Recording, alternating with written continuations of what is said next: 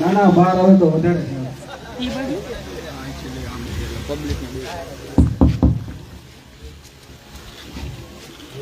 કેમ છો બધા મજામાં?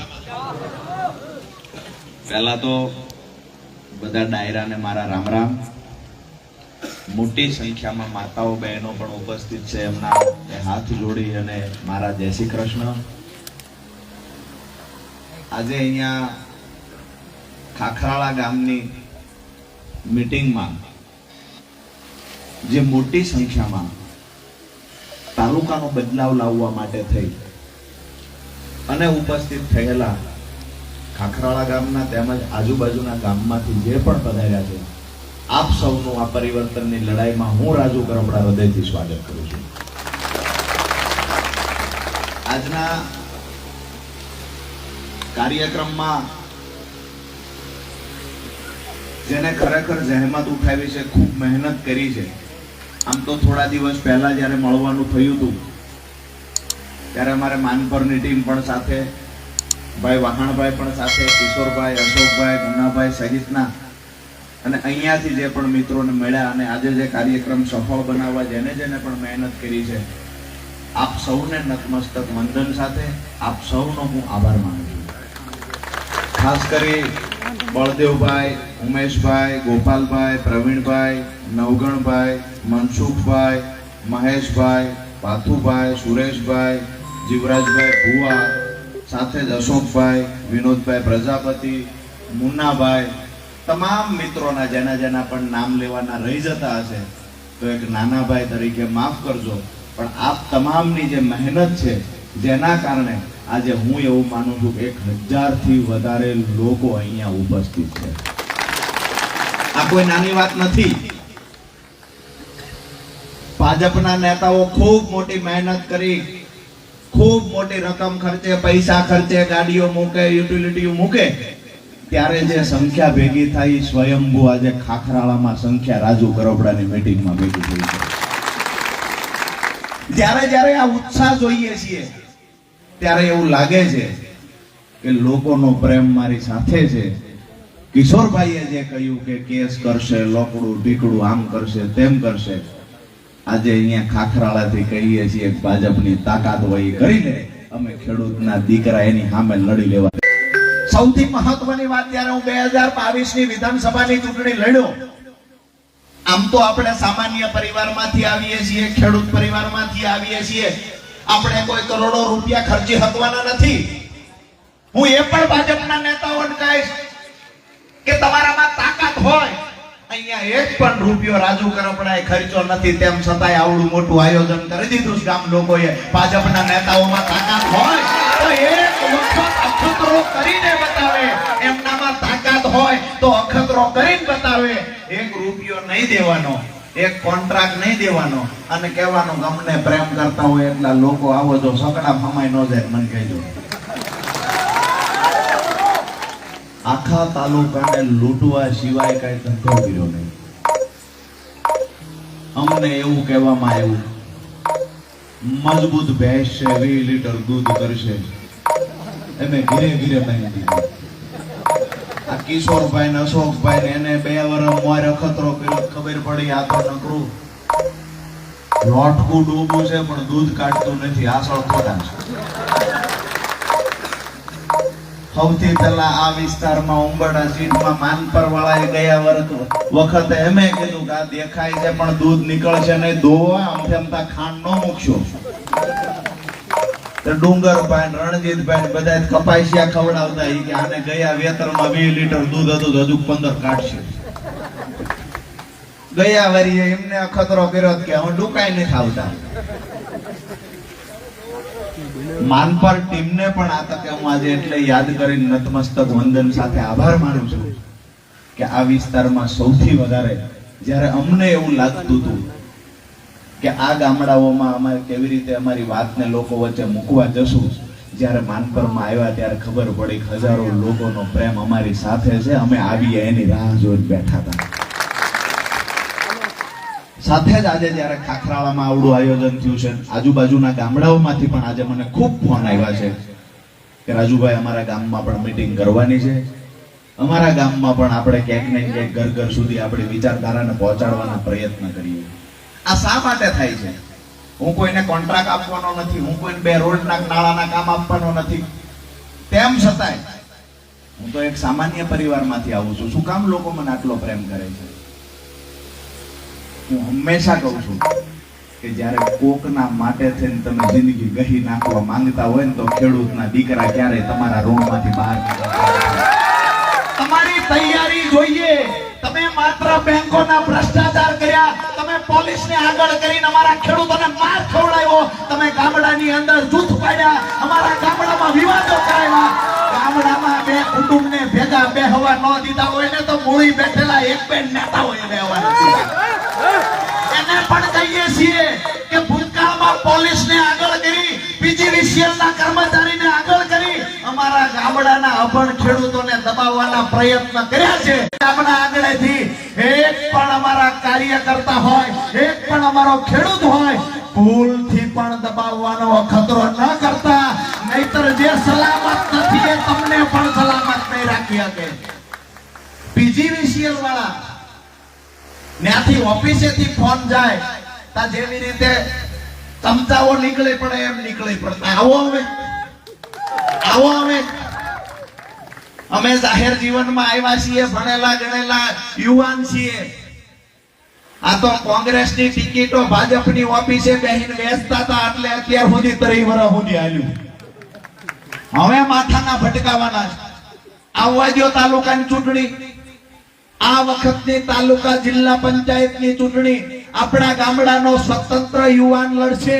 કોઈ આવીને કહે છે કે અમે કહીએ એમ કરજો, અમે કહેશું એટલું જ કરવાનું, અહીંથી ચૂંટાવ એટલે હાઈવે પર ઓફિસે પગે લાગવા જવાનું. આ રાજનીતિ ખતમ કરવા આવ્યા છે.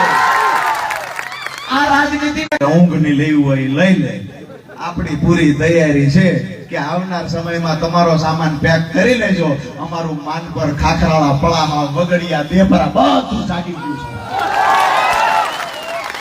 સામાન પેક કરીને મોકલી દેવાના છે. બીજી વાત કે આજે અહીંયા જે મિત્રોએ આયોજન કર્યું છે, મેં એવું સાંભળ્યું છે કે જ્યારે પણ આવી રીતે આયોજન થાય, યુવાનો અમારી ટીમ સાથે જોડાય, યુવાનો મને મારી કોઈ ગામમાં મીટિંગ કરાવે, આમ આદમી પાર્ટી સાથે જોડાય, યુવાનો ખેડૂત ટીમ સાથે જોડાય, તો એને 2-5 જણા આવીને એમ કે પછી ખબર છે ને ઓલા ધ્યાનમાં રાખશે. અત્યારે ઉપાધિ બે જ મુકાઈ ગયા છે. આ રાજુ કરપડા છોકરું છે ને મારી માથે ઝાડવા ઉગાડે છે. ઉપાધિ એમની વધી ગઈ છે. અને છતાંય આપણા ગામડામાં રહેલા લોકોને આપણે કહીએ છીએ કે આપણી ગામડાની માતાઓ બહેનો દિવસ રાત મહેનત કરે, આપણે ભાઈઓ દિવસ રાત મહેનત કરીએ, અને છતાંય આપણે દેણામાંથી બહાર નીકળતા નથી. ઓલા બૂટ ચપ્પલ જેવી રીતે પોલિશ કરતા હોય એવી હાલતમાં જીવતા એ આજ કરોડો રૂપિયા ફરે છે. આ ક્યાંથી આવ્યા પૈસા? દરેક ગામડાની અંદરથી એમની ટકાવારી શું કામ ફિક્સ કરવામાં આવે છે? કેમ અધિકારીઓ એની ચાપલુસી કરે છે? પાછા 2-4 જણા હોય કે એમને તો સીધો અમિતભાઈ સારે સંબંધ છે. બોલતા નહીં કિશોરભાઈ, અમિતભાઈ મેં સાંભળેલી વાત છે કે અમિતભાઈ જયારે વોન્ટેડ હતા ત્યારે કે આમની વાડીએ રોકાતા. અમિતભાઈ આખા ગુજરાતમાં બીજું ઠેકાણું જ નહીં મળ્યું હોય. આજ વાડી મળે. હું પાટણ ગયો, ત્યાં એક ભાઈ કે અમારે ત્યાં 1 મહિનો રોકાણ હતા. સુરત બાજુ ગયો કે અમારે એટલે એ ફરાર વોન્ટેડ કેટલો ટાઈમ રહ્યા હતા. અને તમારો ધંધો વોન્ટેડ હોય સાચવવાનો છે કે લોકોના કામ કરવાનો છે? હવે એમને કહીએ છીએ તમારા અમિતભાઈ શાહને કહી દેજો તાલુકા પંચાયતની ચૂંટણીમાં બધું પડતું મૂકીને અહીંયા આવવું હોય તો વિયા આવે, અમારા લોકો તૈયાર છે. આની પાસેથી અવાજ આવે છે કે જે આવે એને મોરે મોરો થઈ ગયો. સીધી વાત એ છે કે આ ક્રાંતિ છે, આ લોકોની અંદરથી નીકળેલી ક્રાંતિ છે. આ ક્રાંતિને કોઈની તાકાત નથી રોકી શકે. અંગ્રેજો આના કરતા પણ મજબૂત હતા. એવું કહેવામાં આવતું કે અંગ્રેજોનો ક્યારેય સૂર્યાસ્ત થતો નથી. એટલા બધા દેશમાં અંગ્રેજોનું શાસન છે. 4 હવે જો ના જામો પડ્યો છે. ભલે ઠરી જાય, મૂકી દો ઘડીક વાર. વાત એ છે કે અહીંયા આપણે પીડાઈએ છીએ. અહીંયા મારી સામે જેટલા બેઠા એ બધાની માથે દેણું છે. મારી વાત સાચી છે ખોટી? હા કે ના? તમે કોઈ છો દેણા વગર ના? બધાની માથે છે. આખી જિંદગી કામ કરીએ, પશુપાલન નું કરીએ, ખેતી કરવી, તનતોડ મહેનત કરીએ, પરસેવો વાળીએ, અને તેમ છતાંય આપણા ઘરે દીકરી દીકરાનો પ્રસંગ આવે ત્યારે આપણું ઘરાણું બહેનુએ ગીરવે મૂકવું પડે ને આ પીડા લઈને રાજુ કરપડા નીકળ્યો છે. આવનાર સમયમાં જે લોકોએ હું ગામડે ગામડે વિનંતી કરવા માટે આવ્યો છું કે આપણા પરિવારના ભાગલા કોણ પડાવે છે એને ઓળખવાનો સમય પાકી ગયો છે. મૂળીમાં એક બે વ્યક્તિ બેઠા બેઠા આપણા ગામડામાંથી અહીંયાથી શોષણ કરે છે, અહીંયા રાજનીતિ કરવા માટે ભાગલા પાડે છે, એને ઓળખવાનો સમય પાકી ગયો છે. આખા ગામે એક થઈ અને આવનાર સમયમાં વ્યવસ્થા પરિવર્તનની લડાઈ આપણે લડવાની છે. આપણા બાળકોના ભવિષ્ય માટે લડવાનું છે. આપણા ખેડૂતોને દેણામાંથી બહાર કાઢવા માટેની લડાઈ લડવાની છે. મેં સંકલ્પ કર્યો છે જ્યાં સુધી ખેડૂતો દેણામાંથી બહાર નહીં નીકળે, તાવડી માના સાનિધ્યમાં, તાવડી માની સાક્ષીએ પ્રતિજ્ઞા કરું છું આજે ખાખરાળા ગામેથી, જ્યાં સુધી મારા ખેડૂતો દેણામાંથી બહાર નહીં નીકળે ત્યાં સુધી આ રાજુ કરપડાની લડાઈ ભારતીય જનતા પાર્ટીની સામે ચાલુ છે. કોઈ એવું કહેતું હોય કે દેણામાંથી બહાર ન કાઢી શકાય, એને કહીએ છીએ સિંચાઈનું પાણી ગામડે ગામડે પહોંચાડો, એમએસપી કાયદો લાવી અને ખેડૂતોને પૂરતા પાકના ભાવ અપાવો, અમારા ખેડૂતોને સારું શિક્ષણ મળે એવી વ્યવસ્થા કરો.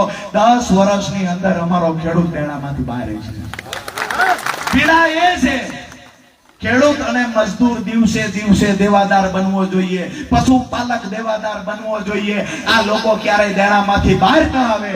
આ રાજનીતિ કરવા લોકો આવ્યા છે એને ઓળખવાનો સમય પાકી ગયો છે.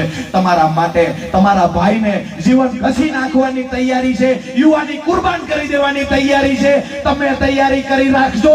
આવનાર સમયમાં રાજુ કરપડા તમારા બાળકો માટે લોહી રેડી દેવા તૈયાર છે. તમે તૈયારી કરીને રાખજો. જે લોકો ભાગ પડાવવા આવે છે એને ઓળખી જજો. આ તમારો ભાઈ જ્યારે મેદાનમાં કૂદી પડે ત્યારે એકલો ન પડે ને જવાબદારી તમારા માથા પર આજે મૂકવા આવ્યો છું. જ્યારે પણ ચૂંટણી આવે ત્યારે 2 દિવસ પૂરતા દરેક ગામમાં આટો મારે, ઉભો આટો મારીને 2 આગેવાનને કહેતા જાય મત દેવાનો ભાજપમાં ફલાણા ભાઈ આવ્યા ને કહો કે આ બાજુ મૂળી તાલુકાના કોઈ ગામડામાંથી તમે એને ફોન કર્યો કો ખરા? આપણે કહીએ શું કામ ન કરાય ફોન? અત્યારે તો અહીંયા બધા યુવાનોને ખબર છે કે શું પરિસ્થિતિ હોય છે. મૂળ વાત એ છે આપણે 3 મુદ્દા લઈને આજે અહીંયા આવ્યા છીએ. એક તો અમારા બાળકોને સારામાં સારું શિક્ષણ મળવું જોઈએ. શિક્ષણ વ્યવસ્થા કથળતી જાય છે, સુધારવા માટે થઈ આપણે જ લડવા. અને ફરી વખતે એમાં જયારે સાયલાન ચુડા તાલુકો રહી ગયા તો એના માટે રજૂઆત કરવા ગયા કે ભાઈ ઓક્ટોબરમાં નુકસાન થયું છે એનું વળતર મળવું જોઈએ. એ વળતરની રકમ ઉપરથી નક્કી થઈ ગઈ તો ગઈકાલ કોંગ્રેસ વાળા મેસેજ કર્યો કે વળતર હાટું થઈને જવું, એટલે એ તો નક્કી કરી લીધું છે. ગઈકાલે એક મેસેજ વાયરલ કર્યો વળતર નથી મળતું. આજ દી સુધી ક્યાં ગયા હતા તમે? ભાજપ વાળાએ ભેળા થઈને આખા તાલુકાની પથારી ફેરવી દીધી છે.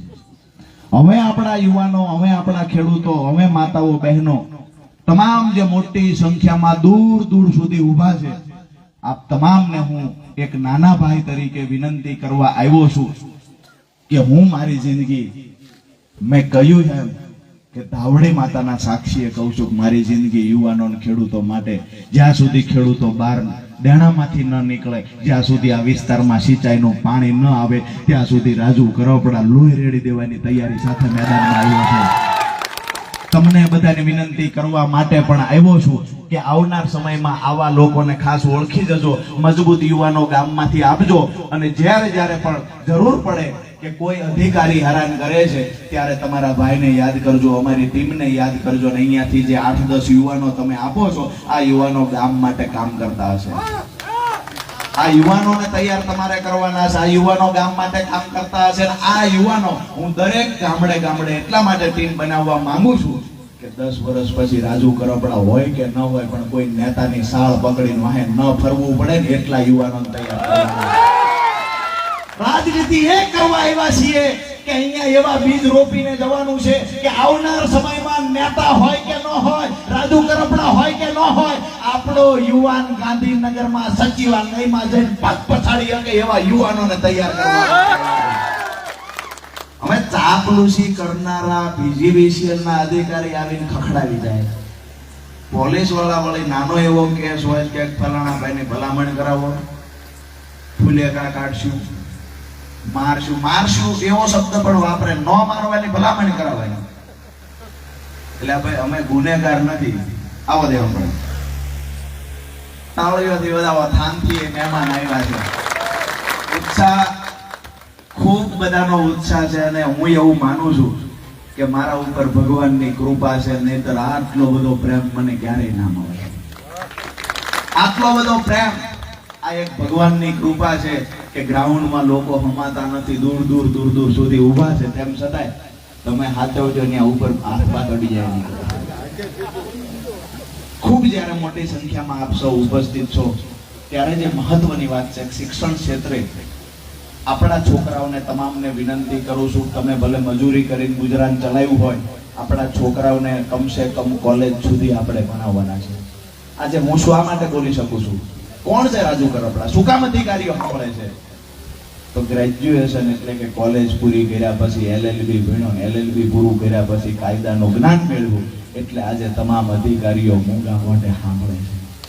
હું ઈચ્છું છું કે માનપરમાંથી હોય કે ખાખરાળામાંથી હોય કે અહીંયા પલાહામાંથી હોય કે વગડિયામાંથી તમામ જગ્યાએથી 10 યુવાનો એટલા ભણી ગણીને હોશિયાર થાય કે અધિકારીઓને એની સામે ઊભા રહેતા પહેલા પગ ધ્રુજવા જોઈએ. માટે તમામને વિનંતી કરું, મોટી સંખ્યામાં જ્યારે માતાઓ બહેનો છે, આપના સંતાનોને, આપણા બાળકોને ભણાવજો. અને જ્યાં પણ તમને એવું લાગે કે અમે આગળ 12મું ધોરણ ભણ્યા, અમે શું કરવું જોઈએ, તો ગમે ત્યારે મને સંપર્ક કરજો.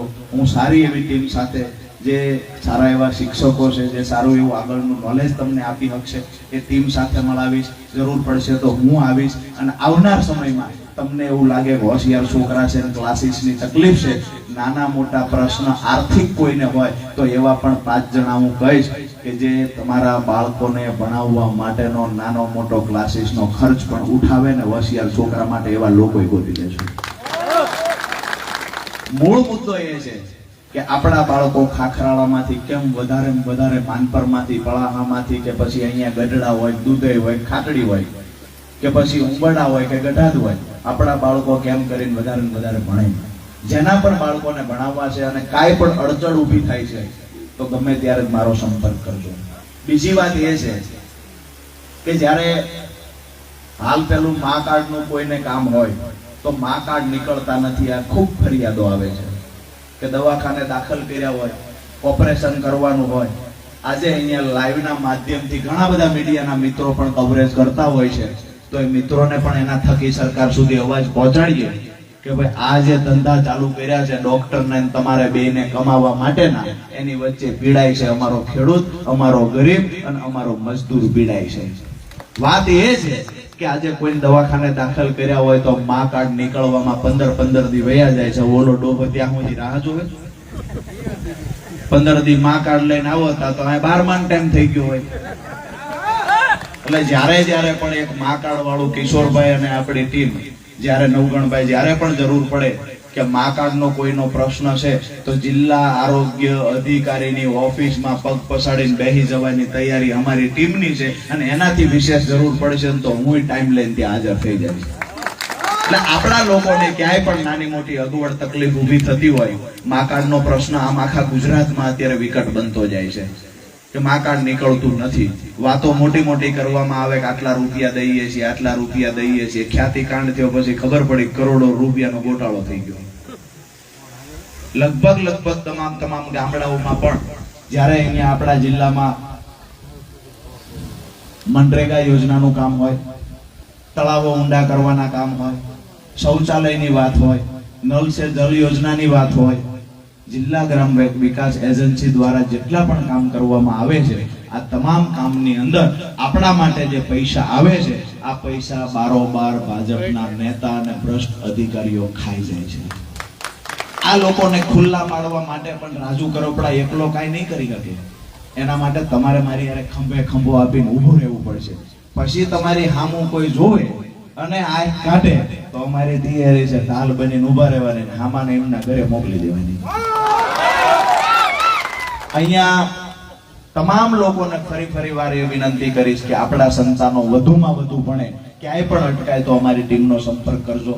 વધુમાં વધુ આપણા બાળકો ભણે એ પ્રયત્ન કરજો. આવનાર સમયમાં સિંચાઈના પાણી મુદ્દે જે આપણી લડાઈ છે, આ લડાઈ મૂળી હોય, થાનગઢ હોય, ચોટીલા હોય કે પછી સાયલા, તમામ ખેડૂતોની એક અપેક્ષા છે કે રાજુ કરપડા અમારી માટે લડશે.